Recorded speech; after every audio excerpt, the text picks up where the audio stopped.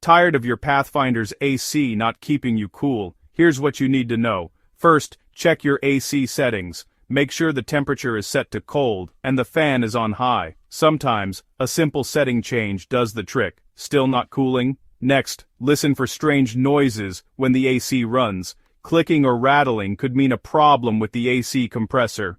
Another common issue is low refrigerant.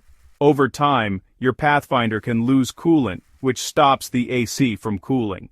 You might see a warning light, or notice the air just isn't as cold as before.